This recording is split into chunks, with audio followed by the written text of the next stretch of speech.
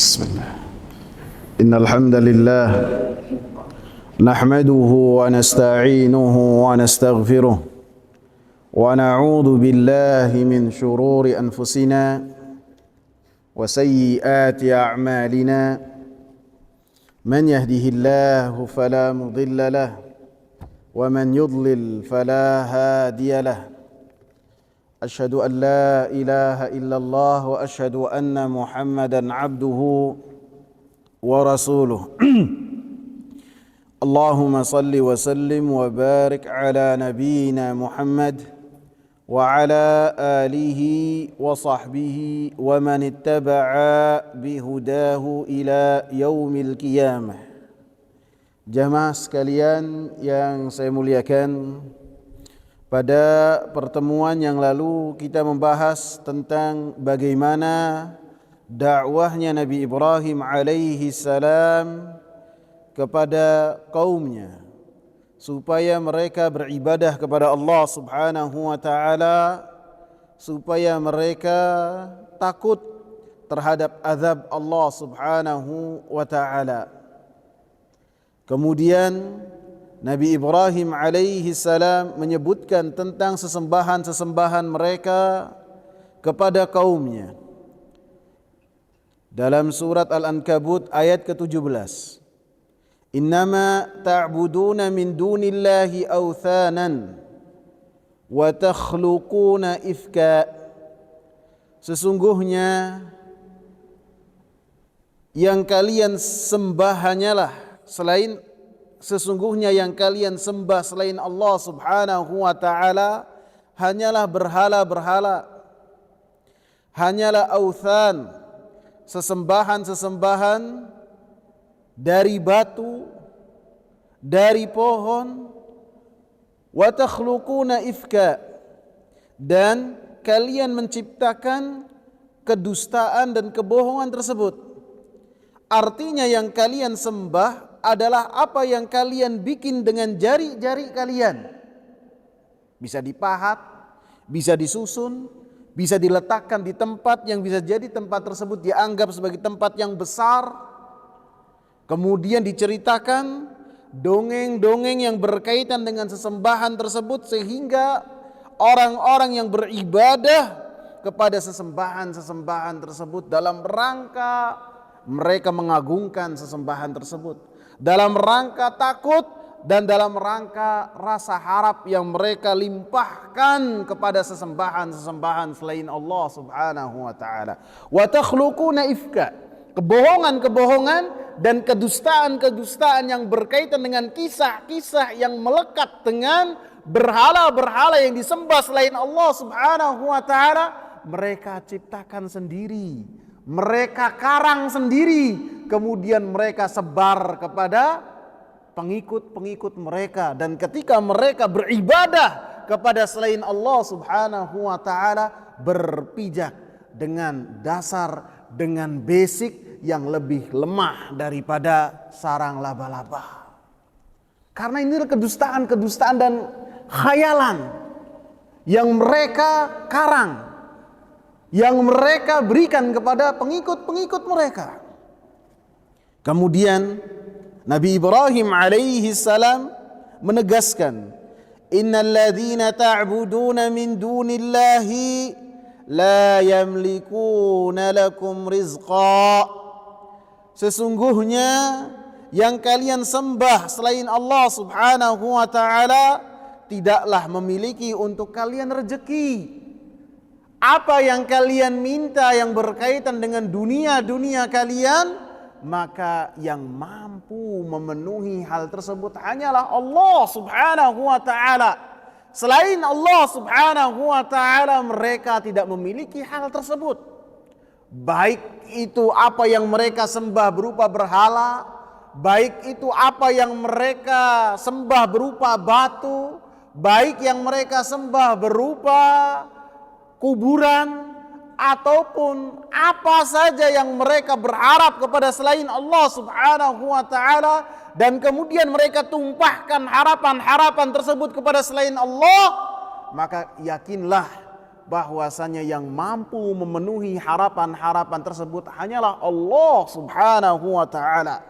Maka Nabi Ibrahim alaihi salam tegaskan, "Fabtaghu indallahir rizqa."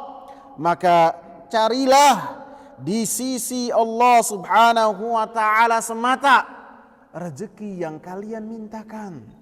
Kalian berharap yang berkaitan dengan dunia kalian, maka minta kepada Allah Subhanahu wa taala.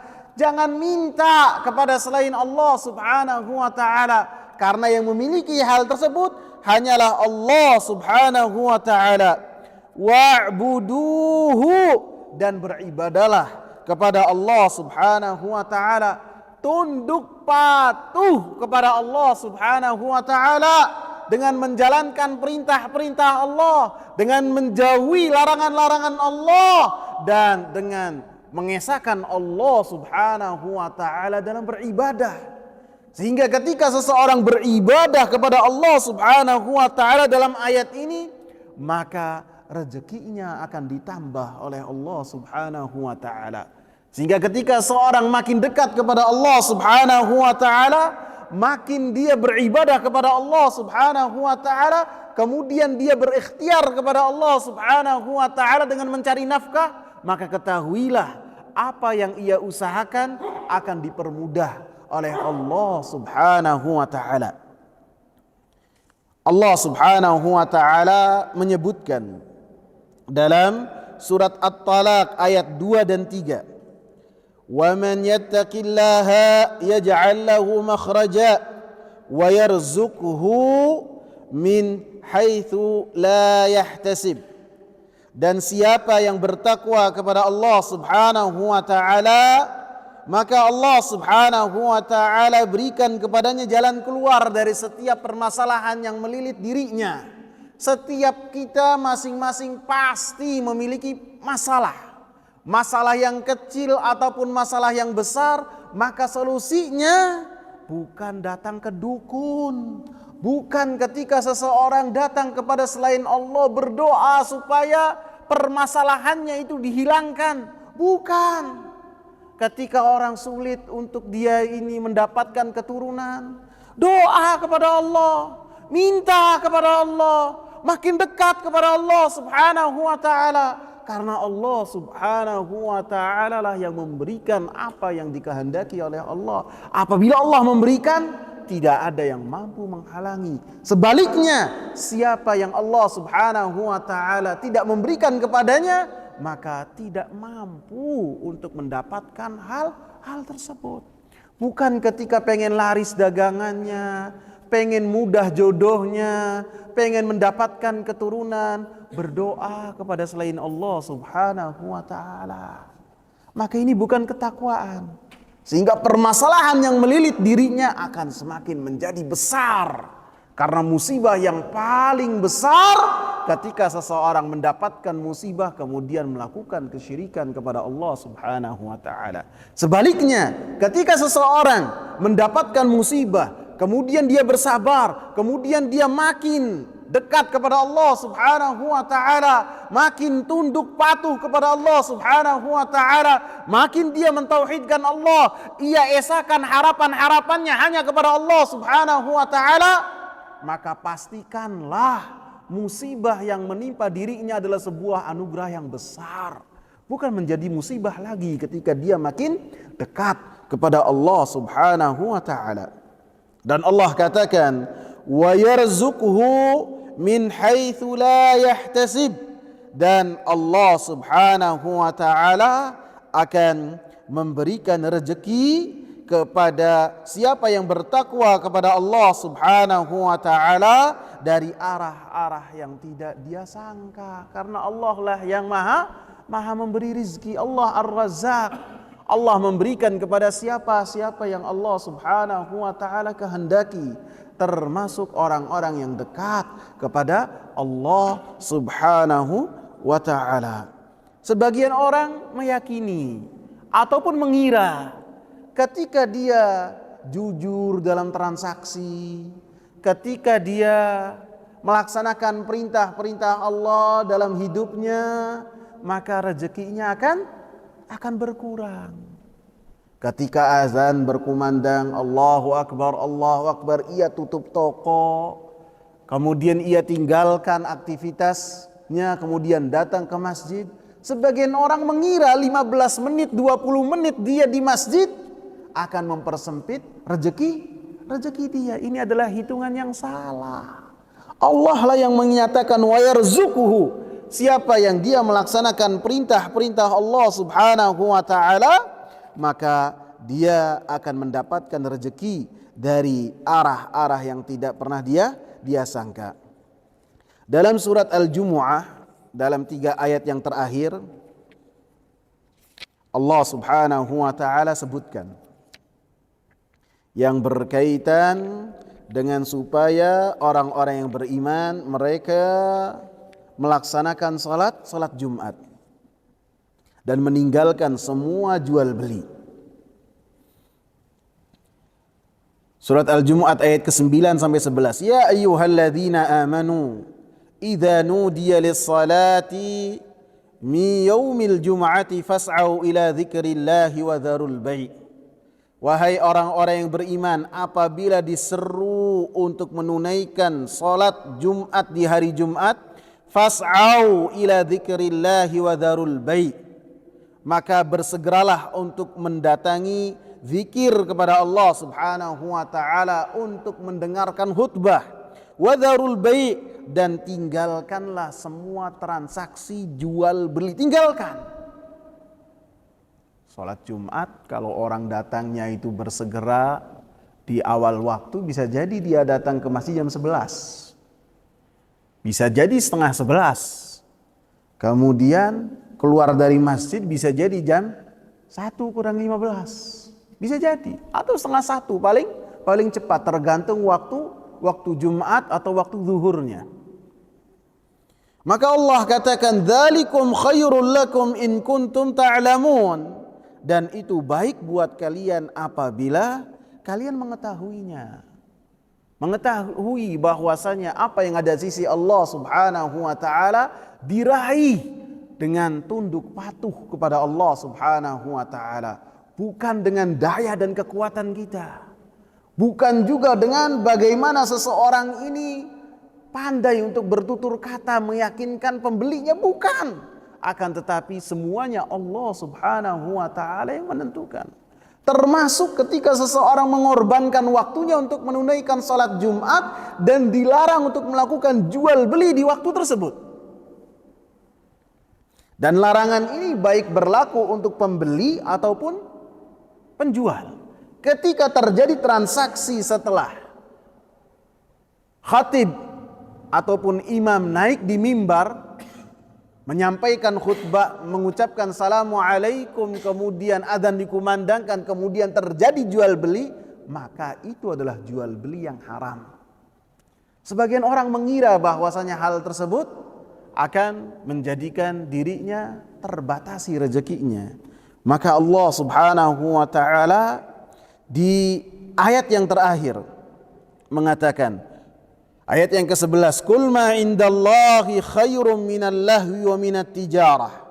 Katakanlah wahai Nabi Muhammad sallallahu alaihi wasallam, apa yang ada di sisi Allah Subhanahu wa taala lebih baik dari perbuatan sia-sia dan dari perniagaan. Wallahu khairur razikin, dan Allah Subhanahu wa taala adalah sebaik-baik pemberi rizki. Artinya ketika kalian meninggalkan waktu kalian dalam aktivitas dunia dalam rangka tunduk patuh kepada Allah Subhanahu wa taala, jangan mengira bahwasanya rezeki kalian akan hilang, bahkan ditambah oleh Allah Subhanahu wa taala, karena Allah Subhanahu wa taala adalah sebaik-baik pemberi rizki. Sehingga dikatakan oleh Al-Imam Muhammad bin Shalih Al-Utsaimin rahimahullah ketika beliau membahas ayat ini, isyaratan ila anna tahqiqal ibadati min talabir rizqi. Ini memberikan isyarat bahwasanya mengamalkan, merealisasikan ibadah kepada Allah dengan ikhlas kepada Allah, dan bermutabaah kepada Rasulullah sallallahu alaihi wasallam, kemudian setelahnya seseorang berikhtiar mencari rezeki, maka dia akan mendapatkan rezeki, akan dimudahkan rezekinya oleh Allah Subhanahu wa taala. Semua rezeki, bukan hanya yang berkaitan dengan harta, semuanya. Baik yang berkaitan dengan ringan jodoh, baik yang berkaitan dengan penglaris dagangan, maka semuanya dimiliki oleh Allah Subhanahu wa taala. Selain Allah Subhanahu wa taala tidak memiliki hal tersebut. Washkuru lahu, dan bersyukurlah kepada Allah Subhanahu wa taala.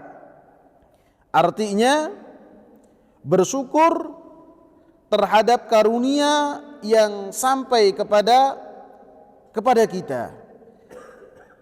Nikmat apapun juga ketika seseorang bersyukur kepada Allah Subhanahu wa taala, maka syukur yang ia lakukan akan menjadikan karunia yang dimiliki oleh kita akan langgeng bersama dengan kita.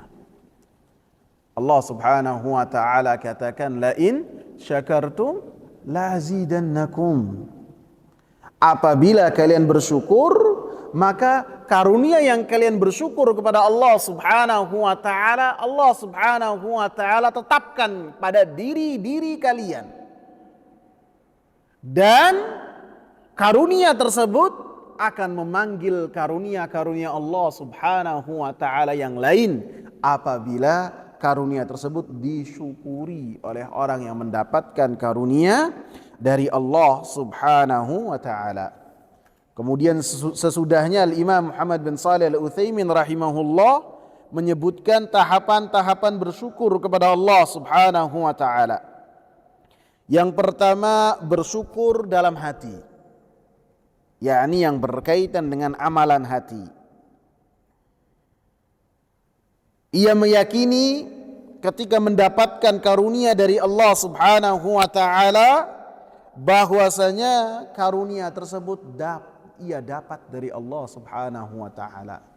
Bukan karena kecerdasan, bukan karena kepintaran, bukan karena apapun juga, akan tapi ia yakini bahwasanya hal tersebut datang dari Allah Subhanahu wa taala.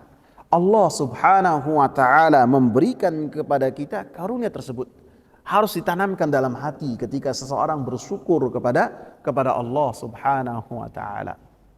Tidak boleh ia mengatakan ini karena kekuatan saya, ini karena kepandaian saya. Ini termasuk kufur nikmat. Inilah yang telah dulu dilakukan oleh Qarun. Dia mengatakan harta yang berlimpah yang ia miliki semua hasil jerih payah dari dirinya, bukan dari siapa-siapa. Ia kufur kepada Allah Subhanahu wa taala. Allah Subhanahu wa taala katakan dalam surat An-Nahl ayat ke-53, "Wa ma bikum min ni'matin faminallah."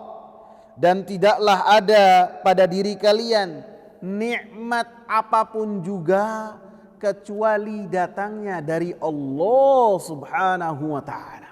Kecuali datangnya dari Allah.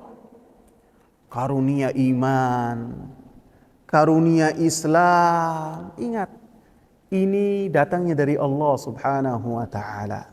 Man yahdillahu fala mudhillalah, yang Rasulullah ingatkan kepada kita. Siapa yang Allah Subhanahu wa taala kehendaki untuk dia mendapatkan hidayah dari Allah Subhanahu wa taala, maka Allah Subhanahu wa taala berikan hidayah kepadanya. Ini karunia dari Allah Subhanahu wa taala. Dan ini adalah karunia besar, nikmat Islam, nikmat iman. Kita mentauhidkan Allah, menjadi seseorang yang merdeka. Hilang dari diri kita belenggu-belenggu kesyirikan. Hilang dari diri kita belenggu-belenggu khurafat.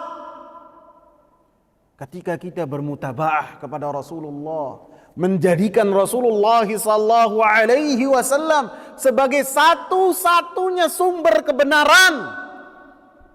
Kebenaran bukan diucapkan oleh si fulan, bukan diucapkan oleh si fulan, bukan. Kebenaran timbangannya adalah apa yang dikatakan oleh Rasulullah sallallahu alaihi wasallam.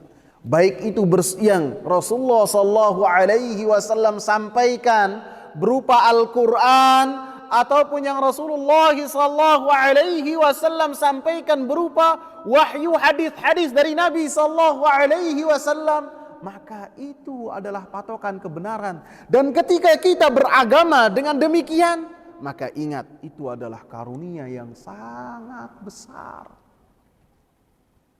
Kita lihat sebagian orang, bisa kita lihat sekarang di YouTube, sebagian orang beribadahnya kepada tikus. Tikus, ikhwan.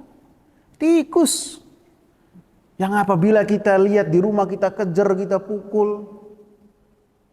Sebagian sekte mereka beribadahnya kepada tikus. Sebagian yang lain saya dengar, mereka beribadahnya kepada Diego Armando Maradona. Diego Armando Maradona di Amerika yang saya dengar. Orangnya lagi sakau, orangnya lagi memakai narkotika. Ada yang menyembah, ya Allah. Padahal mereka hidupnya di negara maju.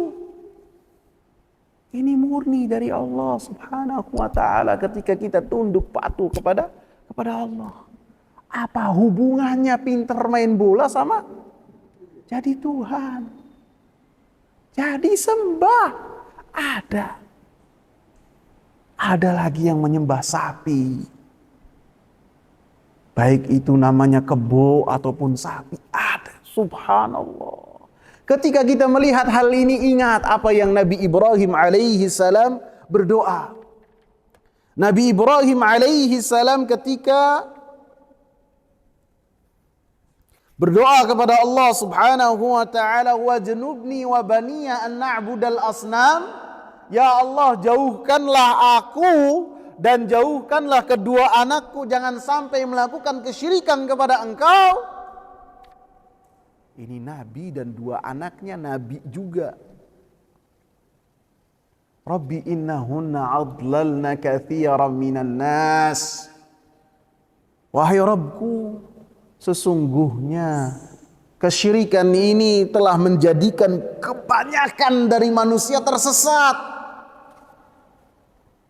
Kita ketika melihat ada wabah penyakit, takut. Apabila penyakit tersebut menimpa diri kita. Seperti yang terjadi 2 ataupun 3 tahun yang lalu. Semua aktivitas manusia berhenti. Karena apa? Takut apabila dirinya terkena penyakit. Karena setiap dari kita mendengar, setiap dari kita melihat, ada korban yang berjatuhan. Takut apabila dirinya terkena. Dan ini termasuk ikhtiar. Nah, sekarang kita mendengar, kita melihat manusia mereka melakukan kesyirikan kepada Allah Subhanahu wa ta'ala, baik yang dekat dari kita ataupun yang jauh dari kita. Apa kita tidak takut apabila akidah kita tidak selamat? Ini yang harus kita takutkan. Yang pertama, kita harus bersyukur ini semua datangnya dari Allah Subhanahu wa ta'ala. Kita lepas dari khurafat, lepas dari kesyirikan kepada Allah, maka yakinlah itu adalah karunia dari Allah Subhanahu wa ta'ala. Allah Subhanahu wa ta'ala katakan dalam surat Al-Hujurat ayat ke-17, yamunnuna 'alaika an aslamu qul la tamunnu 'alayya islamakum balillahu yamunnu 'alaikum an hadakum lil iman. Mereka, wahai Nabi Muhammad, orang-orang A'rabi yang mereka tidak tinggal di kota Madinah, mereka tinggal di Badiah, mereka tinggal di Udik. Mereka mengungkit-ungkit kepada engkau wahai Nabi Muhammad ketika mereka memeluk Islam. Maka katakanlah wahai Nabi Muhammad, janganlah kalian mengungkit-ungkit keislaman kalian kepada saya. Balillahu yamunnu 'alaikum an hadakum lil iman.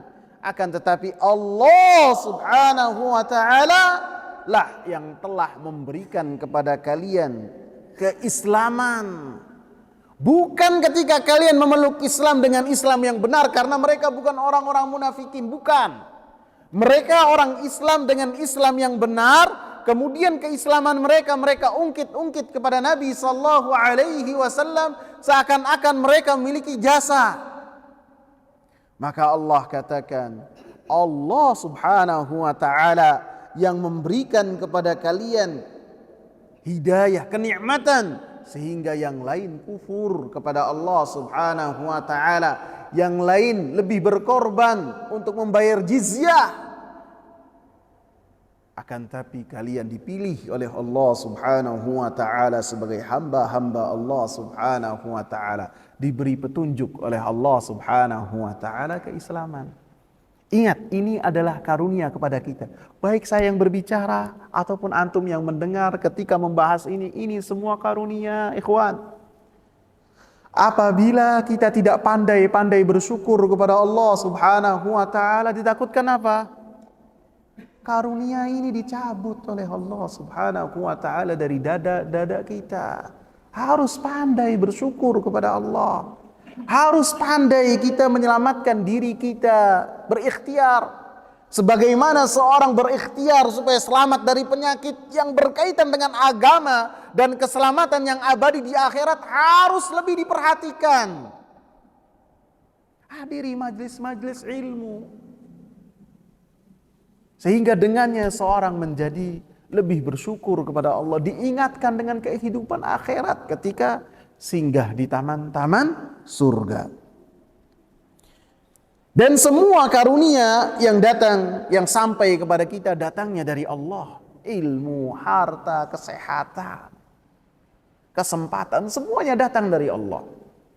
Sehingga ketika orang menyadari dan meyakini, dan ia jadikan sebagai satu akidah dalam hatinya, apa yang ada pada dirinya itu datang dari Allah, maka tidak akan ada kesombongan sedikit pun dalam hati orang yang bersyukur kepada Allah subhanahu wa ta'ala. Tidak akan sombong. Tidak akan memandang rendah orang-orang yang ada di hadapannya.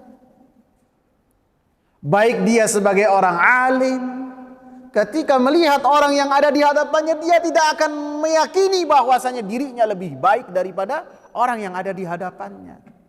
Karena ia yakin itu semua datangnya dari Allah subhanahu wa ta'ala. Baik orang yang diberikan oleh Allah subhanahu wa ta'ala keluasan harta, maka apabila ia yakin harta yang ada di tangannya itu datang dari Allah subhanahu wa ta'ala, maka ia akan menjadi pribadi yang lebih bersahaja, baik di hadapan Allah subhanahu wa ta'ala dengan tunduk patuh melaksanakan perintah-perintah Allah, ataupun di hadapan para manusia.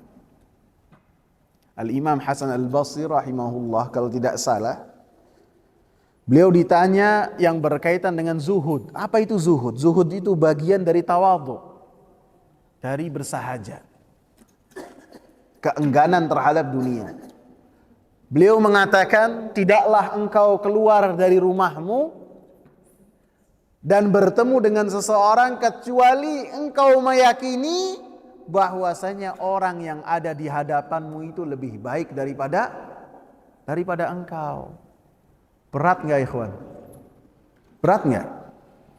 Saya ulangi ya. Saya ulangi. Apa paham? Kata Imam Hasan Al-Basri ketika ditanya tentang zuhud, tidaklah engkau keluar dari rumahmu kecuali dan bertemu dengan seseorang kecuali engkau meyakini bahwasanya orang yang ada di hadapanmu itu lebih baik daripada dirimu. Berat nggak ikhwan? Berat. Ya, saya Ustadz hanya menyampaikan saja teori. Prakteknya bisa jadi jauh.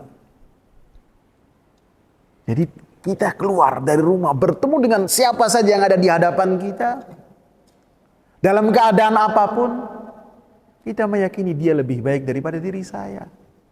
Bisa jadi ilmu yang ia dapat dari Allah Subhanahu wa taala sedikit. Dan bisa jadi ketika ia mendapatkan sepertiga dari yang kita ketahui dari ilmu yang Allah berikan kepada diri kita, bisa jadi dia lebih baik daripada diri kita. Kita banyak ilmu yang sampai kepada diri kita, kemudian kita tidak mengamalkan apa yang kita ketahui. Kemudian yang termasuk bersyukur disebutkan oleh Al-Imam Muhammad bin Shalih Al-Utsaimin rahimahullah, tahapan yang kedua bersyukur dengan lisan. Bersyukur dengan lisan yaitu dengan memuji Allah Subhanahu wa taala terhadap karunia-karunia yang sampai kepada dia. Dengan mengucapkan alhamdulillah, innallaha la yarda 'anil 'abdi an ya'kula al-aklata fayahmaduhu 'alaiha, kata Rasulullah. Sesungguhnya Allah Subhanahu wa taala sangatlah ridha kepada seorang hamba ketika dia makan satu makanan, kemudian setelah makan dia memuji Allah Subhanahu wa taala dengan mengucapkan alhamdulillah dan doa-doa yang tercantum dari Nabi sallallahu alaihi wasallam yang berkaitan setelah makan. Allah ridha ketika seorang mendapatkan karunia dari Allah kemudian dia mengucapkan alhamdulillah. Termasuk juga bersyukur kepada Allah Subhanahu wa taala dengan lisan ketika seseorang membicarakan karunia dari Allah Subhanahu wa taala kepada manusia, akan tetapi dalam rangka memuji Allah Subhanahu wa taala. Bukan ketika berbicara dengan pembicaraan tersebut bukan dalam keadaan dia sombong, bukan dalam keadaan dia bangga, bukan dalam keadaan dia merasa lebih baik dari selain dirinya, bukan. Bukan juga ketika dia berbicara yang berkaitan dengan kemapanan dan keluasan rezeki supaya orang-orang yang tidak punya itu merasa hatinya hancur, bukan. Akan tetapi ketika dia membicarakan karunia dari Allah Subhanahu wa taala, niatnya dalam rangka bersyukur kepada Allah dan memuji Allah Subhanahu wa taala. Ini satu amalan yang sama amalannya, akan tetapi apabila niatnya berbeda, maka yang satu termasuk ibadah dan termasuk syukur, yang satu lagi termasuk kufur dan kemaksiatan kepada Allah Subhanahu wa taala. Contohnya apa? Ketika seseorang membicarakan karunia yang ada pada dirinya dari Allah Subhanahu wa taala, baik yang berkaitan dengan karunia ilmu, karunia harta, karunia apapun, karunia ibadah juga, ketika ia sebutkan kepada orang lain, maka tergantung dari niatnya. Ketika niatnya ia mengamalkan firman Allah Subhanahu wa taala, wa amma bi ni'mati rabbika fahaddits. Adapun yang berkaitan dengan karunia Allah Subhanahu wa taala kepadamu, fahaddits, bincangkanlah sehingga manusia tahu bahwasanya engkau berada di atas karunia dari Allah Subhanahu wa taala. Nah, yang membedakan ini bersyukur ataukah tidak, niatnya. Ketika orangnya itu dalam rangka bersyukur kepada Allah, maka ini adalah ibadah. Misalnya saya ketemu salah seorang dari antum, kemudian saya bercerita, alhamdulillah, saya tadi malam bisa sholat.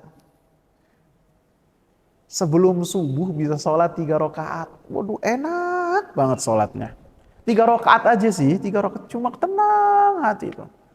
Habis itu bisa meneteskan air mata. Beristighfar kepada Allah Subhanahu wa taala.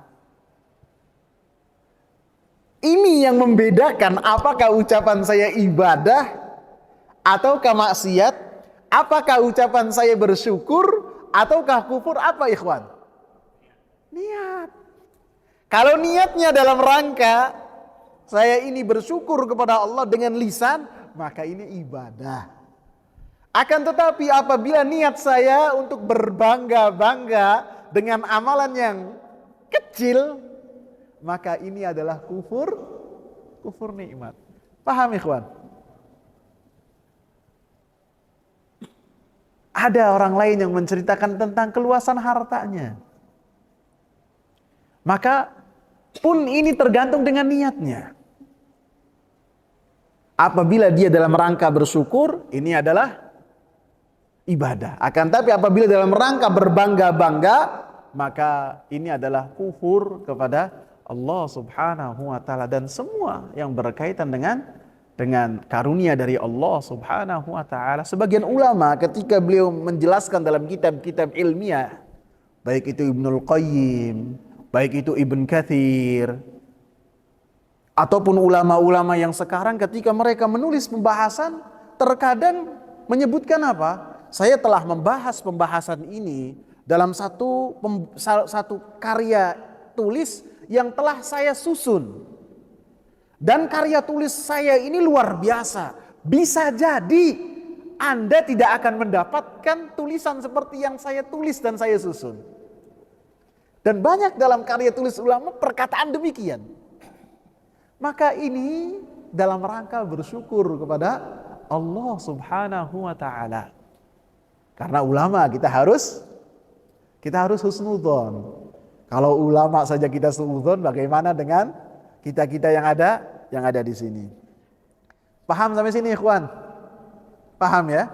Silakan. Udah azan belum? Saya lupa ngasih waktu. Kemudian termasuk bersyukur kepada Allah Subhanahu wa taala dengan lisan. Di sini disebutkan oleh Al-Imam Muhammad bin Shalih Al-Utsaimin rahimahullah yang berkaitan dengan poin yang tadi kita bahas, yang berkaitan dengan 3 orang yang Allah Subhanahu wa taala uji. Di antaranya adalah orang buta yang Allah Subhanahu wa taala uji dengan kesembuhan bisa melihat. Kemudian Allah Subhanahu wa taala berikan kepada dia keluasan. Kemudian malaikat datang kepadanya dengan rupa dia yang dulu, dengan keadaan buta dan tidak memiliki apa-apa. Maka orang yang diuji ini mengatakan, silakan kamu ambil dari harta saya yang kamu kehendaki. Kemudian dia menjelaskan, kuntu a'ma faraddallahu alayya basari. Saya ini dulu buta. Kemudian mata saya dikembalikan oleh Allah Subhanahu wa taala bisa melihat. Wa kuntu faqiran fa'atani Allahu al-mal. Dan dulu saya ini adalah fakir, tidak punya apa-apa. Kemudian Allah Subhanahu wa taala memberikan kepada saya harta. Kemudian kau datang untuk minta harta dari saya dengan rupa yang dulu saya miliki. Silahkan pilih dari harta saya yang kau suka. Dan dari perkataan Nabi sallallahu alaihi wasallam ketika Nabi mengatakan, ana sayyidun nasa yaumal qiyamah. Saya adalah manusia yang terbaik. Saya adalah pemimpin manusia pada hari kiamat. Dan ketika Rasulullah menyebutkan hal ini, termasuk dalam rangka menyebutkan karunia kepada Allah Subhanahu wa taala bahwasanya Rasulullah adalah sayyid. Rasulullah sallallahu alaihi wasallam pemimpin manusia. Termasuk cara bersyukur kepada Allah Subhanahu wa taala dengan lisan adalah memberikan apresiasi kepada seseorang yang menjadi perantara antara kita dengan Allah Subhanahu wa taala. Rasulullah sallallahu alaihi wasallam, la yashkurullaha man la yashkurun nas. Tidaklah bersyukur kepada Allah Subhanahu wa taala orang-orang yang tidak bersyukur kepada manusia. Ucapkan terima kasih. Walaupun apa yang diberikan kepada kita itu sesuatu yang bisa jadi biasa-biasa saja. Tunjukkan bahwasanya kita senang terhadap pemberian yang sampai kepada kita dari orang tersebut. Tampakkan kita bahagia. Ucapkan kepada dirinya jazakumullahu khaira. Karena orang yang mengucapkan jazakumullahu khaira kepada orang yang memberikan kebaikan kepada dia, maka faqad ablagha lahu tsana, telah memberikan kepadanya pujian yang sangat tinggi. Apabila kita mampu orang yang memberikan kepada kita satu pemberian, satu karunia dari Allah yang jadi perantara antara kita dengan Allah Subhanahu wa taala, apabila kita mampu kita balas dengan kebaikan yang lain. Man sana'a ilaikum ma'rufan fakafi'uh. Siapa yang berbuat kebaikan kepada kalian, maka balaslah apa yang telah sampai kepada dirimu dengan yang sama. Apabila tidak memiliki apa yang kita berikan kepadanya, fad'u lahu, maka doakan kepada orang tersebut, baik dengan mengucapkan jazakumullahu khaira, baik dengan mengucapkan barakallahu fiik, dan doa-doa yang lainnya. Kemudian yang ketiga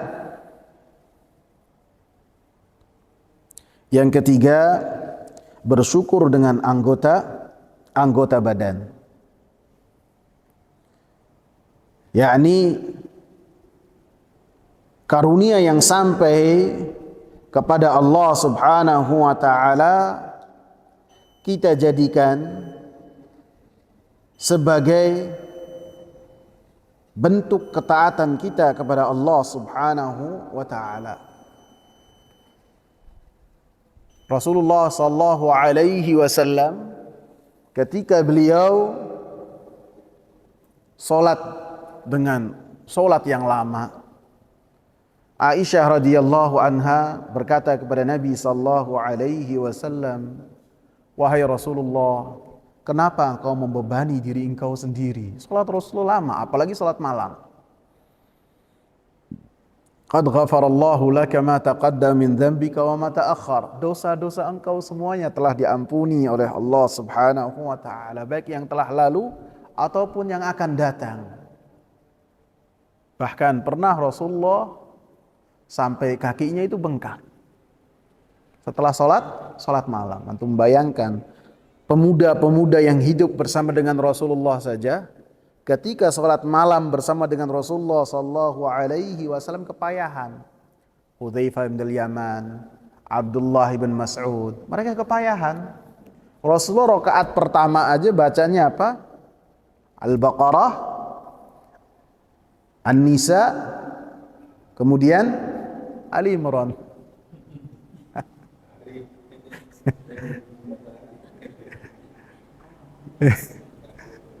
Kata Abdullah bin Mas'ud, saya sampai kepikiran untuk membatalkan sholat.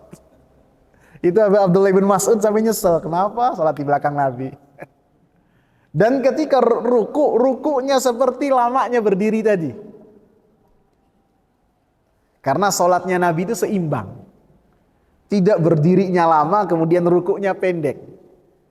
Tidak rukunya lama, berdirinya lama, kemudian i'tidalnya hanya mampir saja. Tidak. Seimbang. Dan ketika i'tidal sama, ketika sujudnya sama seperti 3 surat yang beliau baca. Allahu Akbar. Luar biasa. Memang benar-benar dijadikan salat itu sebagai pembahagia Nabi sallallahu alaihi wasallam. Nabi kalau lagi susah salat. Sehingga ketika lihat gerhana dan beliau itu ketakutan melihat gerhana, maka beliau memanggil Bilal, "Ya Bilal, arihna bis shalah." Tenangkanlah saya. Dengan apa? Dengan jalan-jalan? Dengan makan-makan? Dengan kumpul-kumpul? Tidak. Salat. Kemudian Bilal mengatakan as-salatul jami'ah, Berkumpullah manusia, para sahabat, kemudian Rasulullah sholat pada saat itu dengan sholat yang sangat lama.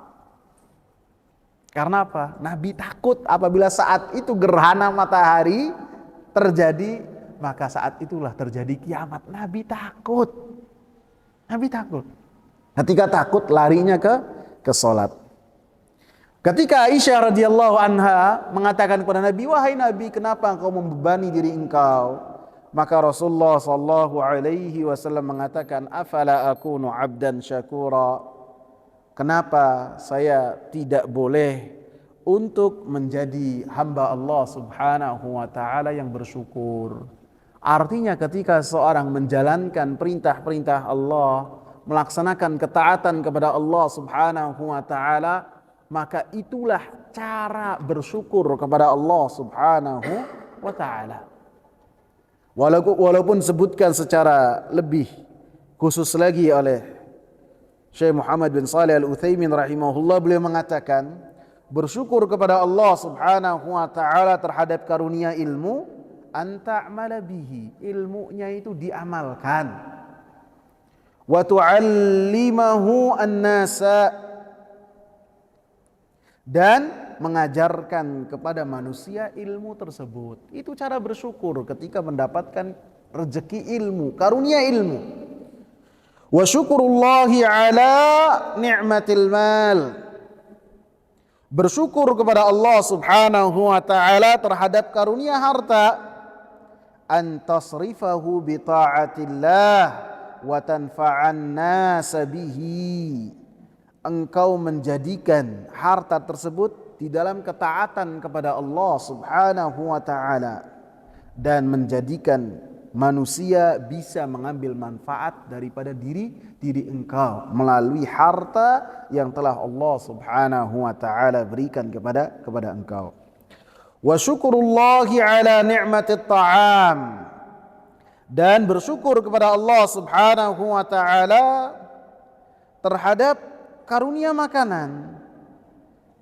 Kita menggunakan makanan tersebut terhadap apa yang dengannya makanan tersebut diciptakan. Artinya ketika kita mendapatkan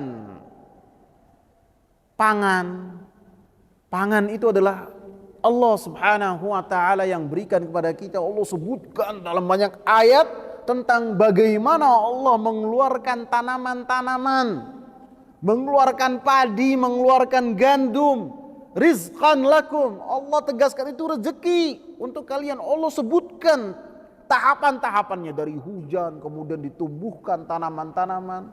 Allah tegaskan itu rezeki buat kalian. Maka ketika kita mendapatkan karunia tersebut, fima khuliqalahu, kita gunakan makanan tersebut, pangan tersebut, yang mana fungsinya yang telah ditentukan oleh Allah. Makannya untuk panganan, untuk makanan.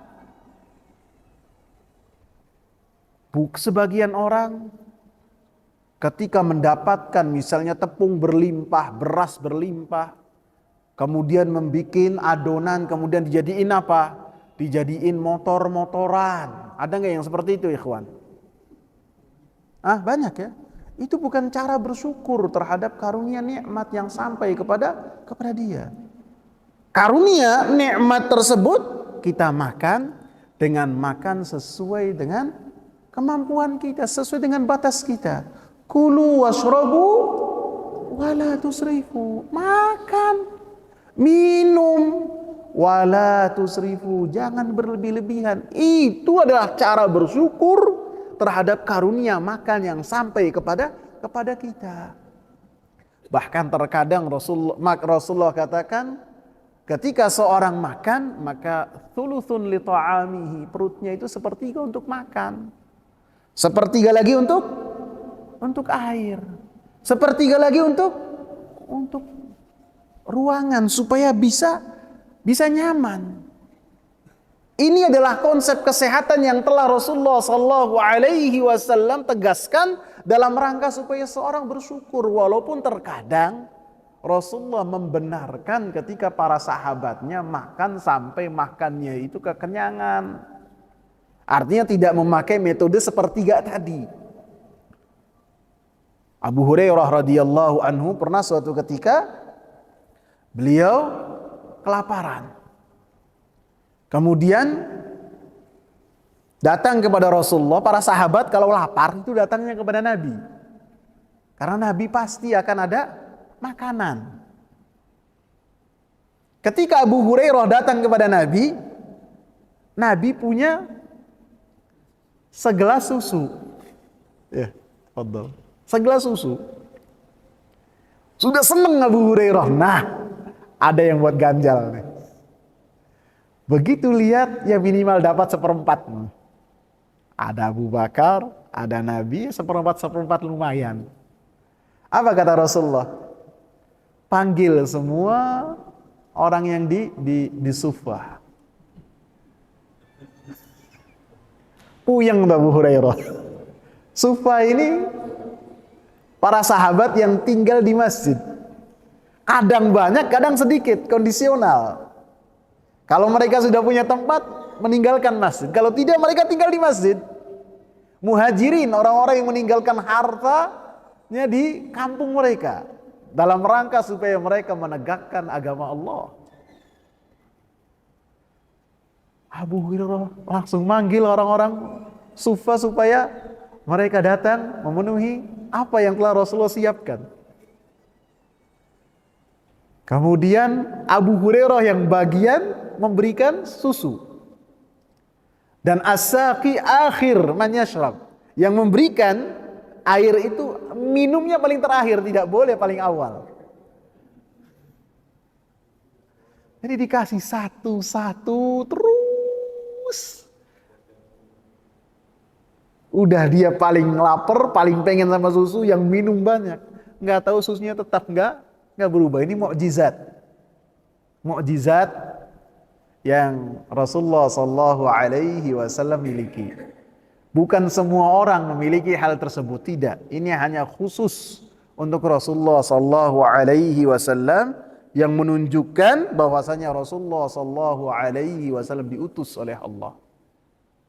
Banyak yang menyebutkan ketika Rasulullah makan, makanannya bertambah. Sampai selesai semua kecuali Abu Hurairah dan Rasulullah, maka Abu Hurairah radhiyallahu anhu minum. Begitu minum, selesai, kata Rasulullah, tambahkan lagi. Minum lagi, tambahkan lagi. Minum lagi, tambahkan lagi. Minum lagi terus sampai begitu Rasulullah perintah, tambah lagi, minum lagi. Udah Rasulullah, saya tidak dapat tempat lagi, sudah sampai sini. Artinya apa? Terkadang boleh seseorang itu makan kenyang.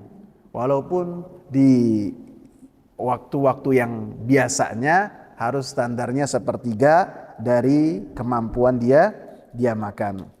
Artinya ketika seseorang bersyukur terhadap karunia nikmat makan, nikmat makanan, maka ia jadikan makanan tersebut untuk apa yang telah diciptakan oleh Allah Subhanahu wa ta'ala, tidak dijadikan untuk sesuatu yang lain. Cara bersyukur kepada Allah Subhanahu wa ta'ala akan lebih mudah apabila kita berdoa kepada Allah Subhanahu wa ta'ala supaya dijadikan oleh Allah Subhanahu wa ta'ala sebagai hamba-hambanya yang bersyukur. Ini kiat supaya kita menjadi pribadi-pribadi yang bersyukur. Kita berdoa kepada Allah Subhanahu wa ta'ala supaya kita menjadi hamba-hamba Allah Subhanahu wa ta'ala yang bersyukur. Dalam surat An-Naml ayat yang ke-17, ketika Nabi Sulaiman alaihi salam mendapati bahwasanya beliau itu memahami dialognya semut yang beliau dengar, fatabassama dhahikan min qawliha, beliau tertawa dari perkataan semut di antara mereka. Wa qala rabbi auzi'ni an ashkura ni'mataka allati an'amta alayya wa ala walidayya wa an a'mala salihan tardahu wa adkhilni birahmatika fi ibadika salihin. Wahai Rabbku, mudahkanlah kepadaku. Ini Nabi Sulaiman, nabi ini. Nabi, anaknya nabi. Berdoa kepada Allah, ya Allah, auzi'ni, anugerahkanlah aku supaya saya ini bersyukur terhadap karunia-karunia yang Engkau berikan kepadaku dan kepada kedua orang tuaku. Wa an a'mala salihan, dan mudahkanlah aku supaya saya beramal dengan amal yang saleh, yang ikhlas kepada Engkau, tardah, yang amalan tersebut diridhoi oleh Engkau. Wa adkhilni birahmatika fi ibadika salihin, dan masukkanlah aku dengan rahmatmu di dalam golongan hamba-hambamu yang saleh. Ini dari contoh dari Nabi Sulaiman. Dari Nabi Muhammad sallallahu alaihi wasallam, Rasulullah ketika mengungkapkan cinta beliau kepada Muadz bin Jabal, salah seorang sahabat dari kalangan Ansar, Rasulullah mengatakan, ya Muadz, saya cinta kepada engkau. La tada'anna dubura kulla salatin an taqul, jangan kau tinggalkan di akhir salat engkau. Di akhir salat ini bisa sebelum salam. Allahumma inni ala dzikrika wa syukrika wa husni ibadatik. Ya Allah, mudahkanlah aku untuk senantiasa berzikir kepada Engkau, bersyukur kepada Engkau, dan ketika beribadah dengan ibadah yang baik, yang sesuai dengan apa yang telah dicontohkan oleh Rasulullah, dan sesuai dengan dan ikhlas kepada Allah Subhanahu wa taala. Jadi yang pertama, kiat supaya kita bersyukur, berdoa kepada Allah Subhanahu wa taala. Yang kedua, supaya kita lebih mudah untuk menjadi pribadi-pribadi yang bersyukur kepada Allah, adalah kita melihat kepada orang-orang yang berada di bawah kita. Rasulullah sallallahu alaihi wasallam katakan, lihatlah terhadap orang-orang yang ada di bawahmu. Jangan melihat orang-orang yang ada di atasmu. Mau apapun yang kita miliki, maka ketika melihat orang lain yang posisinya, kondisinya di atas dan lebih baik dari kita, maka kita akan meremehkan karunia-karunia Allah Subhanahu wa taala kepada kita. Akan tapi ketika kita melihat orang-orang yang kondisinya di bawah kita, maka hati kita akan menjadi hati yang lembut dan senantiasa bersyukur kepada Allah Subhanahu wa taala, dan lebih mudah untuk membantu saudara-saudara kita. Wallahu taala alam. Kita tambahkan sedikit ya sebelum ini. Wa ilaihi turja'un, dan setelahnya kembali kepada Allah Subhanahu wa taala. Ayat ini ditutup dengan ilaihi turja'un, dan kalian kembali kepada Allah Subhanahu wa taala. Artinya Allah Subhanahu wa taala akan menghisab kita terhadap semua yang kita lakukan, baik yang berkaitan dengan perkara ibadah, baik yang berkaitan dengan perkara syukur, ataupun perkara meminta rezeki. Apakah memintanya kepada Allah Subhanahu wa taala ataukah tidak? Maka ketika kita kembali kepada Allah Subhanahu wa taala, kita akan dihisab semuanya oleh Allah Subhanahu wa taala. Perkara hisab, perkara kita dibangkitkan oleh Allah Subhanahu wa taala, maka menjadikan kita ini dalam hidup sangat hati-hati dalam menjalani perintah-perintah Allah dan menjauh dari larangan-larangan Allah Subhanahu wa taala. Sehingga dalam banyak perintah Rasulullah sallallahu alaihi wasallam tegaskan, muqaddimahnya adalah man kana yu'minu billahi wal yaumil akhir fala yu'dhi jarahu. Siapa yang beriman kepada Allah dan hari akhir, maka janganlah dia ganggu tetangganya. Dan banyak perintah-perintah dan larangan-larangan yang disebut oleh Rasulullah sallallahu alaihi wasallam diawali dengan muqaddimah ini. Karena orang-orang yang beriman, yang dia takut kepada Allah dia takut kepada hari akhir dan takut ketika dihisab oleh Allah Subhanahu wa taala ahkamul hakimin, maka ketika diingatkan dengan perintah-perintah dia akan melaksanakan, dan apabila disebutkan dengan larangan-larangan maka dia akan menjauh dari larangan-larangan tersebut dalam rangka mengharap apa yang ada di sisi Allah, dalam rangka supaya selamat ketika bertemu dengan Allah Subhanahu wa taala.